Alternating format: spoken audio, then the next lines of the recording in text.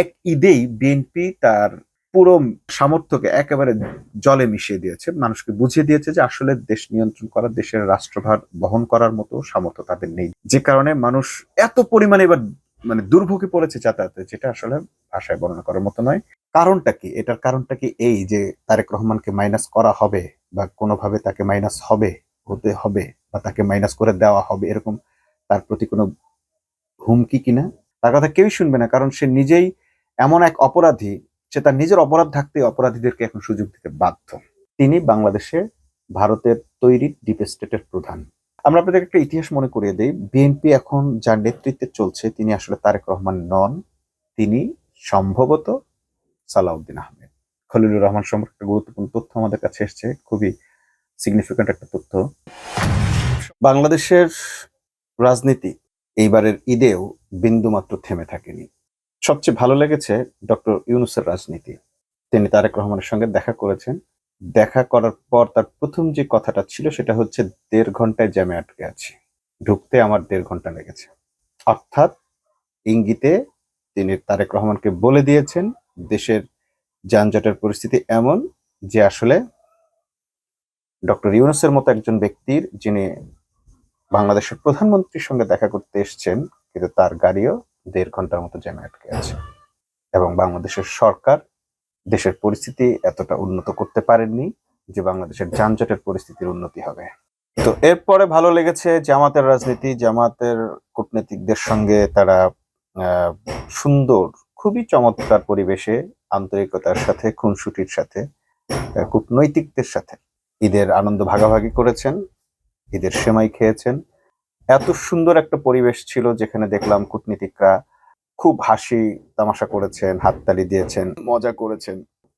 তো এটা নিয়ে অনেক বিতর্ক তৈরি হয়েছে। মূলত জামাতের পেছনে পেইড এজেন্ট আছে এই মুহূর্তে। জামাত যাই কিছু করবে সেটাকেই নেগেটিভলি প্রচারের জন্য একটা গ্রুপ আছে, এদেরকে বলা হয় পেইড এজেন্ট। তারা এটা দেশে বিদেশে সবখানে আছে, একেবারে জোকার নাইন সাইড থেকে শুরু করে বাংলাদেশের মিডিয়ার একটা শ্রেণী আছে যাদেরকে এগুলো কাজে ব্যবহার করা হয় এবং এদেরকে মোটা অঙ্কের ভাতা দেওয়া হয়। ভাতা বলতে আসলে বিভিন্ন ধরনের উপহার, বিভিন্ন ধরনের সুযোগ সুবিধা, বিভিন্ন ধরনের অফার, বিভিন্ন ধরনের সুপারিশ তাদের গ্রহণ করা হয়, নানান ধরনের মানে সিস্টেম দিয়ে এদেরকে রাখা হয়। যেমন আমরা ডাক্তার জাহেদ উর রহমানকে আগে মনে করতাম যে খুব নিরপেক্ষ একজন টকিস্ট বা সুশীল, কিন্তু পরে দেখলাম যে সে এখন তারেক রহমানের উপদেষ্টা হয়ে গেছেন। এই ধরনের কিছু অফার তাদের জন্য থাকে, তারা এই পারপাস গুলো সার্ভ করে দেয়। এরকম পেইড এজেন্ট দিয়ে তো আছেই, সেটা কিনে তারা, যেহেতু পেইড এজেন্ট আছে, যে কোনো ঘটনাকে তাদের নেতিবাচক ভাবে উপস্থাপন করতে হবে, সোশ্যালি এটাকে ভাইব্রেন্ট করতে হবে, এটা তাদের দায়িত্ব। এবং তারা যেহেতু কিছু বিনিময় এগুলো করেন, তাদেরকে এটা হালাল করতে গিয়ে এটা করতে হয়। তো সেই দিকটা বাদ দিলে আমরা দেখলাম যে জামাতের কূটনৈতিকদের সঙ্গে যে ঈদের মোলাকাতটা ছিল অসাধারণ সুন্দর ছিল, এতটা আন্তরিক পরিবেশ ছিল যেটা আসলে অভাবনীয় ছিল। বিদেশিরাও এটাকে দারুণভাবে অ্যাপ্রিসিয়েট করেছেন, এনজয় করেছেন। জামাতের আমির, যাকে অনেক গুরুগম্ভীর একজন ব্যক্তি বলে মনে করা হয়, একটা দায়িত্বশীল, বড় মাপের দায়িত্বশীলদের যে ধরনের গুরুগম্ভীর হওয়ার কথা, ব্যক্তিত্ব সম্পন্ন বা সবচেয়ে বড় কথা হচ্ছে গাম্ভীর্যপূর্ণ, কিন্তু কূটনীতিকদের সঙ্গে তিনি একেবারে বাচ্চাদের মতো বা বন্ধুর মতো মিলেছেন। তিনি শিশুদের সঙ্গে যখন মেশেন তখন শিশুদের মতো করে মেশেন, তিনি যখন সাংবাদিকদের সঙ্গে মেশেন সাংবাদিকদের বন্ধু হিসেবে মেশেন। আমরা দেখলাম যে একদিন সাংবাদিকদের মধ্যে কিছু একটা ঝামেলা হচ্ছিল প্রতিনিধিদের সঙ্গে, তিনি সেখানে নিজে নিয়ন্ত্রণ করলেন যে সাংবাদিকদের বন্ধুদের যেভাবে বসতে চায় সেভাবে বসতে দাও। এরপর এক নারী সাংবাদিক তাকে উপর চুপুরি প্রশ্ন করছিলেন, সুযোগ না দেওয়া বলে ঠিক আছে আপনাকে আরেকটা সুযোগ দেয়া হলো। খুনসুটি করা, তাদেরকে প্রিভিলেজ দেওয়া, তাদেরকে আন্তরিকভাবে অ্যাড্রেসিং করা, এটা জামাত আমির করেন এবং এটা তার বিশেষ বৈশিষ্ট্য এবং তার কারিশমাও বলা চলে। তো এর বাইরে আবার কূটনৈতিকদের সঙ্গে দেখলাম যে তিনি এবার একটা নতুন মাত্রা যোগ করেছেন, যেখানে গুরুগম্ভীর পরিবেশে জাস্ট হ্যান্ডশেক করা বা এই টাইপের কিছু কিন্তু তিনি পেছন থেকে জড়িয়ে ধরেছেন এবং তারাও সেটা তার পিঠ চাপড়ে উইশ করছে। মানে খুবই ফ্রেন্ডলি ছিল তাদের সম্পর্ক এবং এই অ্যামিউজমেন্টটা বা এনজয়মেন্টটা, ঈদের আনন্দ ভাগাভাগি করে নিয়েছেন এইভাবে। সবচেয়ে বড় ব্যাপার হচ্ছে আমরা দেখলাম সেখানে নারীরাও বেশ উৎফুল্ল ছিল। আমাকে লন্ডনের এক বন্ধু ফোন করে বলে যে তারা শুধু ওই ক্লিপটুকু দেখেছে যেখানে কূটনীতিক যারা মেল ছিলেন তাদেরকে পেছন থেকে জড়িয়ে ধরার দৃশ্যটা দেখেছেন, নারীদের সঙ্গে জামাত কি ধরনের আচরণ করেছে, সেটি জামাত আমির করেছে সেটি না দেখার কারণে সেটি নিয়ে তারা আসলে বিশ্লেষণ করতে পারেনি। বলছে যে নারীরা কিন্তু এটা খুব পছন্দ করে যে তাদেরকে খুব আন্তরিকভাবে নেওয়াটা, এটা তা না হলে শুধু পুরুষদেরকে এভাবে আন্তরিকভাবে নিলে অনেক সময় এটাকে নেগেটিভলি দেখা হয়। তো তিনি আমাকে বললেন যে জামাত আমির নারীদের সঙ্গে আসলে কি ধরনের আচরণ করেছিলেন। তো পরবর্তীতে আমরা দেখলাম যে নারীদের সঙ্গেও তিনি অত্যন্ত সৌহার্দ্যপূর্ণ আচরণ ছিল তার। পাশে দাঁড়িয়ে তারা ছবি তুলেছে, সেলফি করেছে। এটা এটা আবার আরেক গ্রুপ এটাকে অন্যভাবে ব্যাখ্যা করবে যে ইসলাম এটা জায়েজ কি না জায়েজ, পর্দার বিষয় আসায়। কিন্তু আসলে রাজনৈতিক একটা অঙ্গন, যেখানে অনেক সময় অন্যদের চাহিদা মোতাবেক বা বিশ্ব পরিমণ্ডলে বা আন্তর্জাতিক রাজনীতি, তাৎক্ষণিক তাদের পরিবেশ সবকিছু মিলে তাকে একটা ডিসিশন নিতে হয়। সেখানে অনেক সময় তারা মনে করেন যে এই বিষয়গুলোকে রেস্ট্রিক্টেড করতে গেলে ধর্ম তাদের কাছে বা ইসলামের সৌন্দর্য তাদের কাছে উত্থাপন করা যায় না, তুলে ধরা যায় না। আমরা দেখেছি রাসূল সাল্লাল্লাহু আলাইহি সাল্লাম দাওয়াতি কাজের ক্ষেত্রে বিভিন্ন ধরনের প্যাটার্ন ব্যবহার করতেন। একেবারে বিধর্মী যারা, তাদের কাছে একভাবে দাওয়াত পৌঁছে দিতেন। আবার বাদশাহ নাজ্জাশী, তাদের কাছে আরেক ধরনের অন্যভাবে দাওয়াত পৌঁছে দিয়েছেন। তো মানে যাকে যেভাবে দাওয়াত দিলে সে ইসলামের পথে আসতে পারে বা ইসলামের সৌন্দর্য দেখতে পারে। ইসলামের পথে আসা বড় কথা নয়, কথা হচ্ছে যে ইসলামের সৌন্দর্যটা সবার মাঝে তুলে ধরা, ইসলাম সম্পর্কে একটা মেসেজ সকলের মাঝে তুলে ধরার একটা সুন্দর প্রসেস খুঁজে বের করাটাই আসলে ইসলামী আন্দোলনের মূল টার্গেট। সবাইকে মুসলিম বানিয়ে ফেলা, সবাইকে ইসলাম ধর্মের অনুসারী বানিয়ে ফেলা, এইটার চেয়েও গুরুত্বপূর্ণ হচ্ছে আন্তর্জাতিক বিশ্বে বাংলাদেশের ইসলামী দলের উদারতা, তাদের মনোভঙ্গি, তাদের অ্যাটিচিউড, আচার আচরণ, এইটা আসলে তুলে ধরা। এবং সেটার জন্য এটা জরুরি ছিল যে তারা কাউকেই ভিন্ন চোখে দেখছে না। তো এইটা দেখলাম যে একজন নারী কূটনীতিকের সঙ্গে পাশে দাঁড়িয়ে তার সাথে ছবি তোলার ব্যাপারটাও ছিল, যেটা ডক্টর ইউনূস প্রায় করেন, ডোনাল্ড ট্রাম্পরা করেন, বিভিন্ন দেশের প্রেসিডেন্টরা কিন্তু যে কাউকে পাশে দাঁড়িয়ে ছবি তোলার সুযোগ দেন। এগুলো করতে হয়। এগুলো বেগম জিয়ার ক্ষেত্রেও তিনি হ্যান্ডশেক করেছেন। মেল ফিমেল সকল সঙ্গে তাকে এটা করতে হয়। হ্যান্ডশেকটা মানেই হচ্ছে বন্ধুত্ব, একটি রাষ্ট্রের সঙ্গে অপর রাষ্ট্রের বন্ধুত্ব। এখানে ব্যক্তি সে মেল না ফিমেল সেটা বিষয় না, বিষয়টা হচ্ছে রাষ্ট্র টু রাষ্ট্র। এখানেও কূটনৈতিক বনাম বিরোধী দল, সে আসলে যেই লিঙ্গেরই হোক, এখানে লিঙ্গ কোনো ব্যাপার নয়, লিঙ্গ বৈষম্য এখানে মেনটেন করা হয় না, সাদা কালো বিবেচনা করা হয় না। এই হ্যান্ডশেক গুলোকে রাষ্ট্র টু রাষ্ট্র মনে করা হয়।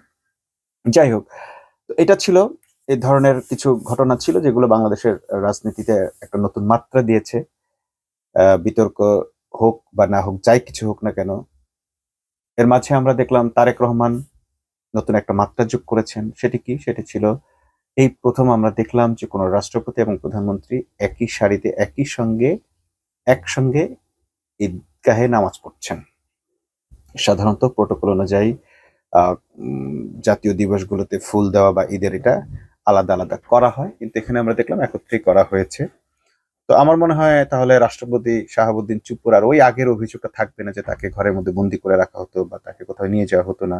এখন আমরা দেখলাম প্রধানমন্ত্রী এবং রাষ্ট্রপতি একই সঙ্গে চলছেন, তাদের মধ্যে হয়তো বা একটা বন্ধুত্ব সুলভ সম্পর্ক, বন্ধুত্বপূর্ণ সম্পর্ক তৈরি হয়েছে, বা অন্য কোনো ব্যাপারও থাকতে পারে যেটা এখানে হতে পারে, যার কারণে এটা হতে পারে। যাই হোক, তো এটি রাজনীতির জন্য একটা ভালো দিক যে রাষ্ট্রপতি এবং প্রধানমন্ত্রী একসঙ্গে ঈদগাহে নামাজ পড়েছেন, তাদেরকে আর আলাদা করার কিছু নেই। যদিও সেখানে আমরা দেখলাম এনসিপি সুন্দর একটা রাজনীতি করেছে। সেটা কি, যেমন নাসিরউদ্দিন পাটোয়ারি বলেছে যে এখানে ঈদগাহে এখন রাষ্ট্রপতি নামাজ পড়ছে, আদৌ নামাজ হবে কিনা, এই ধরনের একটা টিজ তিনি করেছেন। কথা বাস্তব, রাষ্ট্রপতি চুপ্পুকে রাজনৈতিকভাবে মেনে নেওয়ার কোনো সুযোগ নেই। ব্যক্তিগতভাবে তাকে অনেকে অনেকভাবে নিতেই পারেন, কিন্তু অ্যাজ এ পার্সন, যেহেতু তিনি ফ্যাসিবাদের সঙ্গে ছিলেন, ফ্যাসিবাদকে দীর্ঘ সময় সার্ভ করেছেন, এরকম একজন সার্ভেন্টকে জুলাই যুদ্ধে যারা অংশ নিয়েছে, যারা জীবন বিপন্ন করেছে, তাদের মেনে নেওয়ার কোনো সুযোগ নেই। স্বার্থের কারণে, রাজনীতির কারণে, শর্তের কারণে, মুসলেকার কারণে কেউ হয়তো তাকে পাশে বসে ঈদের নামাজ আদায় করতেই পারেন, কিন্তু যার রক্ত ঝরেছে, যে রক্ত দিয়েছে, যার কারণে রক্ত গেছে, তাকে তো মানুষ অন্যভাবে দেখবেই। এর বাইরে ঈদযাত্রার দুর্ঘটনা, এমন বেশ কিছু দুর্ঘটনা আছে যেগুলো আসলে এবারের ঈদকে অনেকটা ম্লান করে দিয়েছে। বিশেষ করে বরিশালগামী একটি লঞ্চের একটা দুর্ঘটনা, যেটা একেবারে হৃদয়ে দাগ কেটে গেছে।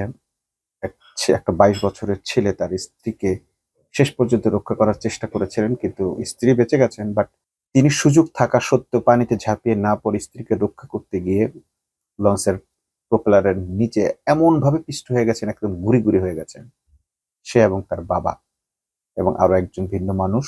3 জন মানুষ একদম চিড়ে চ্যাপ্টা হয়ে গেছে। অনেকেই, অর্থাৎ বিএনপি পেইড এজেন্টরা বারবার বলার চেষ্টা করেছেন এখানে সরকারের দায় কতটুকু। একটা বিষয় সকলের জানা দরকার, একটি রাষ্ট্রে যে কোনো ধরনের ঘটনাই ঘটুক না কেন তার প্রতিটি ঘটনার জন্য দায় দায়িত্ব সরকারের। হতে পারে এটা জনগণের ভুল, যেমন একজন ব্যক্তি যদি সুইসাইডও করে এটা ব্যক্তিগত ইচ্ছার কারণে করে বা ব্যক্তিগত ইচ্ছেটা সরকার ঠেকাতে পারে না, কিন্তু সেইটার জন্যও দায় নিতে হয় সরকারকে। কারণ কারণ হচ্ছে সে কেন সুইসাইড করলো, সে এমন পরিস্থিতিতে কেন পড়লো যে তাকে সুইসাইড করতে হলো, তার মনস্তাত্ত্বিক বিষয়গুলো নিয়ে আর সরকার কেন কাজ করেনি। আপনারা জানেন যে বিশ্ববিদ্যালয়ের বেশ কিছু বিশ্ববিদ্যালয়ে একাধিক শিক্ষার্থী সুইসাইড করার পরে বিশ্ববিদ্যালয়গুলোতে এখন সাইকোলজিস্ট, সাইকিয়াট্রিস্ট রাখা হচ্ছে এবং একটা মানে একটা টিচারই থাকে যে হচ্ছে এই কাউন্সেলিংটা করবে। সকল বিশ্ববিদ্যালয় এখন এটা আছে যে শিক্ষার্থীদের কোনোভাবে মনের ভেতর যদি কোনো ধরনের এমন কোনো ডিপ্রেশন তৈরি হয় বা এমন কোনো ডিলেমা তৈরি হয় বা মানসিক সমস্যা তৈরি হয় যার কারণে সে আত্মহত্যার মতো পথ বেছে নিতে পারে, তাহলে সেই ক্ষেত্রের জন্য অবশ্যই সংশ্লিষ্ট শিক্ষক তাদের খোঁজ নেন, মানসিক স্বাস্থ্যের খোঁজ নেন এবং নিয়ে তাকে উন্নত ব্যবস্থা বা কাউন্সেলিংটা দিতে পারেন। অর্থাৎ ওই যে ব্যক্তিটা আত্মহত্যা করছে, নিজের ইচ্ছে মারা যাচ্ছে, তার জন্য রাষ্ট্রকে দায়িত্ব নিতে হয়।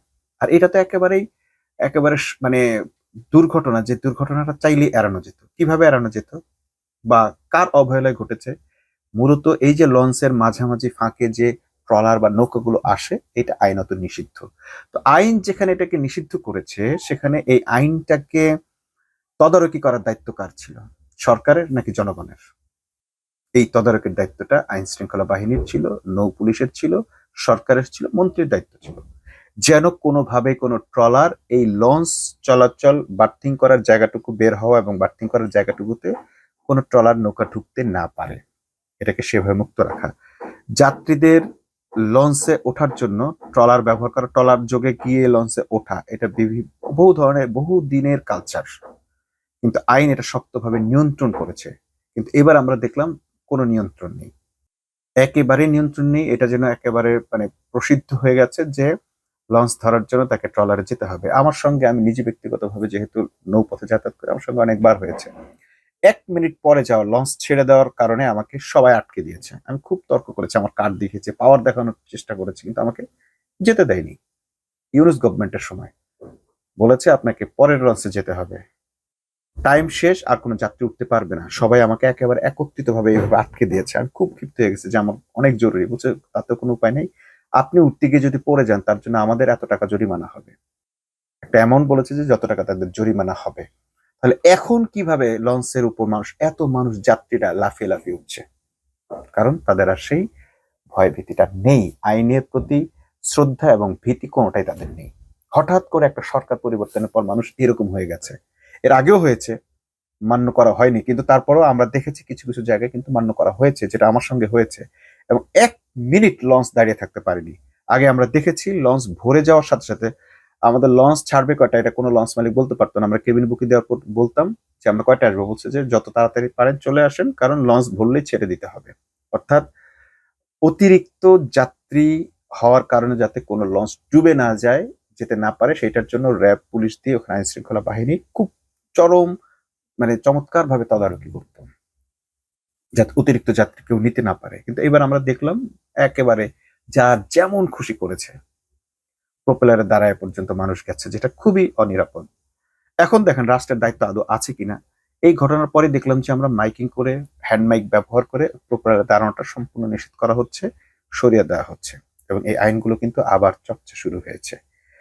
তো যারা এই আইনগুলোর প্রতি অবহেলা করলো, যাদের এই আইনগুলো সঠিকভাবে পালন করার দায়িত্ব ছিল, এই এই অ্যাক্সিডেন্টের জন্য তারা দায়ী এবং তারাই খুনি। কোনো অবস্থাতেই লঞ্চ বার্থিং এর এরিয়াতে ট্রলার ঢুকতে দেওয়ার নিয়ম নেই। আইন শৃঙ্খলা বা নৌ পুলিশের দায়িত্বে যারা ছিলেন তারা এটা ভুল করেছেন, অবহেলা করেছেন, অবশ্যই এর জন্য তারা দায়ী এবং এর জন্য অবশ্যই সমস্ত ইয়ার দায়িত্ব হচ্ছে মন্ত্রী অবশ্যই এর জন্য দায়ী। আমরা দেখেছি যে বাংলাদেশে এমন একজন মন্ত্রীকে এবার এই দায়িত্ব দেওয়া হয়েছে, সে প্রথম দিন থেকে বিতর্কিত, সে নিজেই একজন খুনের আসামি। তো এইরকম লোক দিয়ে যে আসলে এরকম আইন শৃঙ্খলা ঠিক রাখার কোনো সুযোগ নেই, তার কারণ হচ্ছে যে তাকে তো মানুষ মানবে না, তার কথা তো মানুষ শুনবে না, তার কথা কেউই শুনবে না, কারণ সে নিজেই এমন এক অপরাধী, সে তার নিজের অপরাধ থাকতে অপরাধীদেরকে এখন সুযোগ দিতে বাধ্য। তো ঈদের এই ঈদ যাত্রার এবারের অসহনীয় দুর্ভোগটা আসলে মানে বলার মতো ছিল না। ট্রেনে আমরা দেখেছি যে মানুষ দেশের মালিক, জনগণ মালিক বলা হয়, সেই দেশের মালিক জনগণ এবার ঈদ যাত্রা করেছে ট্রেনের মধ্য দিয়ে, কি অবর্ণনীয় দুঃখের মধ্য দিয়ে যাত্রা, মানে দুর্ভোগের মধ্য দিয়ে যাত্রা করেছে, বৃষ্টিতে ভিজে নিজেকে ট্রেনের সঙ্গে গামছায় বেঁধে তারপরে যাতায়াত করেছে। মহিলারা ছাদে উঠেছে, এর আগেও ছাদে উঠেছে, এটাই প্রথম না, কিন্তু এর আগে আমরা এটাও দেখেছি যে সুন্দর একটা ব্যবস্থাপনার মাধ্যমে অতিরিক্ত ট্রেন দিয়ে তাদের যাত্রার ব্যবস্থা করা হয়েছে, সুন্দর ব্যবস্থা করা হয়েছে। এবারের মতো এত বেশি ভাড়া, এবং মোটামুটি বলা চলে যে এমন কোনো গাড়ি নেই যারা অতিরিক্ত ভাড়া নেয় নাই। অথচ গতবার আমরা দেখেছি ম্যাজিস্ট্রেট নেমে 10 টাকার জন্য পর্যন্ত জরিমানা করেছে, ক্ষমা করে নাই। এবার আমরা সম্পূর্ণ দেখলাম উল্টো, অর্থাৎ এক ঈদেই বিএনপি তার পুরো সামর্থ্যকে একেবারে জলে মিশিয়ে দিয়েছে, মানুষকে বুঝিয়ে দিয়েছে যে আসলে দেশ নিয়ন্ত্রণ করা, দেশের রাষ্ট্রভার বহন করার মতো সামর্থ্য তাদের নেই। যদিও তারা বলেছেন রাষ্ট্র পরিচালনার যোগ্যতা বা অভিজ্ঞতা তাদের আছে, কিন্তু আমরা দেখলাম যত অভিজ্ঞতায় তাদের থাকুক, আসলে তাদের কোনো অভিজ্ঞতায় কাজে লাগে নাই, তাদের কোনো প্রস্তুতি কাজে লাগে নাই, তারা আসলে কোনো প্রস্তুতি নেয়ও নাই, যে কারণে মানুষ এত পরিমাণে এবার মানে দুর্ভোগে পড়েছে যাতায়াতে, যেটা আসলে ভাষায় বর্ণনা করার মতো নয়। এটা গেল একটা। আরেকটা জিনিস হচ্ছে যে এই বিএনপি এত অল্প সময় এত বিতর্কিত কেন হলো? চতুর্দিক থেকে বিএনপির প্রতি মানুষের এখন নাখোশ, মানুষ তাদের উপর নাখোশ কেন? কিছু তেলবাজ লোক এখনো খুব খুশি আছে, কিন্তু ভিতরে ভিতরে তারাও গালাগালি করছে।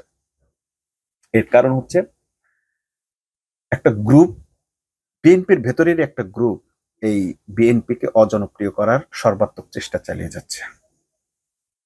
এটা কি তারেক রহমান বুঝতে পারছে, নাকি আসলে তারেক রহমানের বুঝেও কিছু করার নেই? সেটা আমরা অতীতে অনেক আগের এপিসোডে আমরা এগুলো কথা বলেছি। আমরা আপনাদের একটা ইতিহাস মনে করিয়ে দেই। বিএনপি এখন যার নেতৃত্বে চলছে তিনি আসলে তারেক রহমান নন, তিনি সম্ভবত সালাউদ্দিন আহমেদ। সালাউদ্দিন আহমেদ, এটা এখন অনেকেই বলছেন, আমরা আমাদের আগের এপিসোড গুলোতেও বলেছি, আমাদের সন্দেহ বা অনুমান থেকে বলেছি, কিন্তু ধীরে ধীরে বিষয়টা স্পষ্ট হয়ে যাচ্ছে যখন আমরা দেখছি যে আইনগতভাবে ঘোষণা দিয়ে গেজেট করে এক ধরনের বলা হলো যে তারেক রহমান যখন অনুপস্থিত থাকবেন, তার অনুপস্থিতিতে প্রধানমন্ত্রীর দায়িত্ব পালন করবেন সালাউদ্দিন আহমেদ, মানে ডেপুটি প্রধানমন্ত্রী। এর আগে এরকম কোনো ঘোষণা আমরা আগে দেখিনি, কেউ চলে গেলে দায়িত্ব নিতে দেখেছি কিছুদিনের জন্য। তো এইটার কারণটা কি? এটার কারণটা কি এই যে তারেক রহমানকে মাইনাস করা হবে, বা কোনোভাবে তাকে মাইনাস হতে হবে, বা তাকে মাইনাস করে দেওয়া হবে, এরকম তার প্রতি কোনো হুমকি কিনা সেটি তার দলের লোকেরা বিবেচনা করুক। কিন্তু আমরা যেটা দেখতে পাচ্ছি যে এরকম একটা নতুন ধারা তৈরি হয়েছে, বিএনপিকে এবং রাষ্ট্র পরিচালনায় একজন ব্যক্তির মারাত্মক রকম প্রভাব বিস্তার করছে, তিনি সালাউদ্দিন আহমেদ। সব বিষয়ে তিনি কথা বলছেন। মাস্টার্স পাস করার দরকার নেই, এটা শিক্ষা মন্ত্রণালয়ের ব্যাপার হলো তিনি কথা বলছেন। সংবিধান পরিবর্তন নিয়ে কথা বলছেন তিনি আইনমন্ত্রী নন। তার যেটা জায়গা স্বরাষ্ট্র মন্ত্রণালয়, সেই স্বরাষ্ট্র মন্ত্রণালয় একের পর এক খুন খারাপি হচ্ছে, অনিয়ম হচ্ছে, তিনি সেটা নিয়ে কোনো কথা বলতে পারছেন না। পররাষ্ট্র বিষয় নিয়েও তিনি কথা বলছেন, অর্থাৎ সকল বিষয়ে সালাউদ্দিন আহমেদ উঠে আসছেন। কোত্থেকে আসলেন এই সালাউদ্দিন আহমেদ? তার উত্থানটা যদি আমরা দেখি, তিনি সাবেক প্রধানমন্ত্রী বেগম খালেদা জিয়ার এপিএস ছিলেন।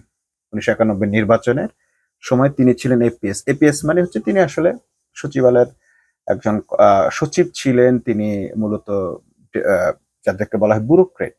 এই ব্যুরোক্রেটরা কখনো রাজনীতি করতে পারে না, কারণ ব্যুরোক্রেটদের কাজই হচ্ছে অন্যকে তোষামত করা, তোয়াজ করা, জি হুজুর জি হুজুর, জি স্যার জি স্যার বলা, সকলকে মেনটেন করে কথা বলা।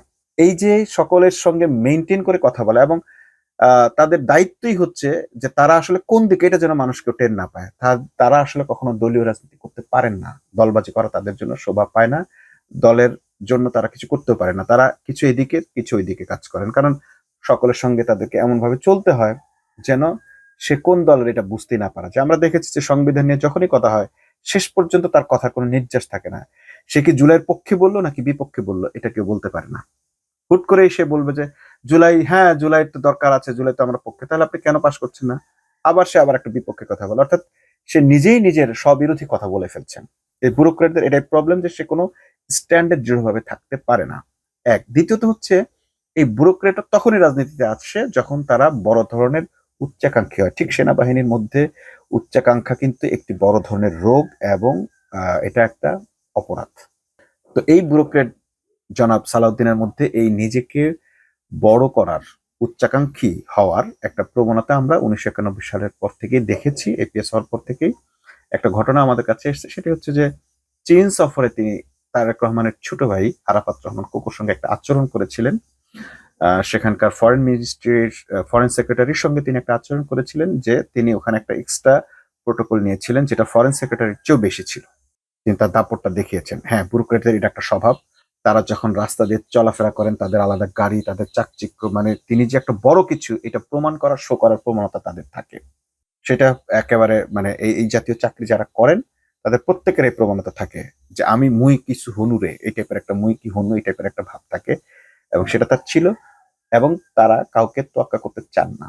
তার উপরের বসকে তারা খুব তোয়াজ করেন, আর বাকিদেরকে তারা কেউ গ্রাহ্যই করতে চান না। এই এই এটাকে বলা হয় প্রোটোকল মেনটেন। তো প্রোটোকলে যে তার উপরে তাকে সে সম্মান করবে, খুব সার করবে, বাট বাকিদেরকে তারা মানুষও মনে করেন না। তো আরাফাত রহমান কোকো যেহেতু প্রধানমন্ত্রীর ছেলে, কিন্তু তার ওইভাবে কোনো প্রোটোকল নেই, তাই তাকে সম্মান না জানিয়ে সর্বোচ্চ সম্মানটা নেওয়ার জন্য তিনি যা যা করার তা করেছিলেন।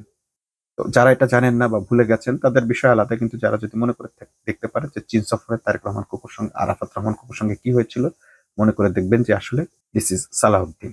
সেদিন তিনি তারেক রহমান, আরাফাত রহমান কোকোকে মেনে নিতে পারেননি। আজকে তিনি ঠিক তারেক রহমানকেও কিন্তু আসলে মন থেকে মেনে নিতে পারছেন না।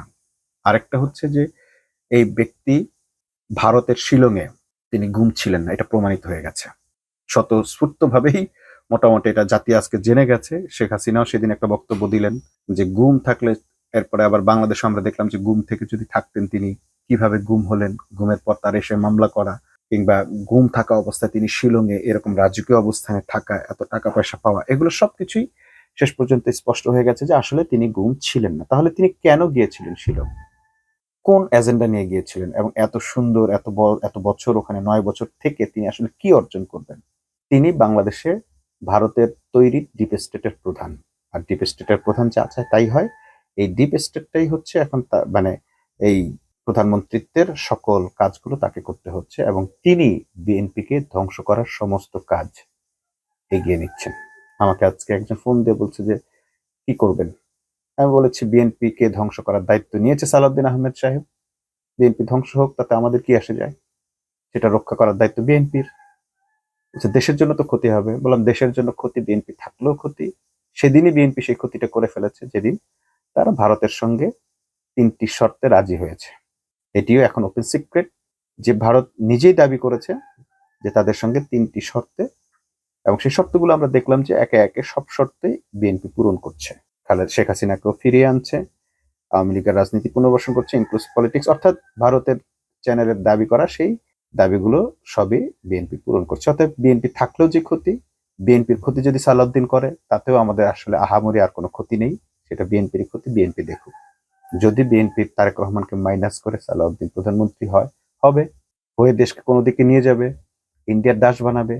এমনিও ইন্ডিয়ার দাস, ওই দিক থেকেও ইন্ডিয়ার দাস। আমরা পড়ে গেছি এমন একটা জায়গায়। আমাকে আরেকজন আজকে একটা ফোন দিয়ে বলেছে যে মুসলমানদের অবস্থা হচ্ছে এরকম যে তারা যখন গর্ত থেকে উঠে তারা উচ্ছ্বসিত হয়, কিন্তু আসলে তাদেরকে যে গর্ত থেকে উঠানো হয় সেটা হচ্ছে আরেকটা নতুন গর্তে ফালানোর জন্য।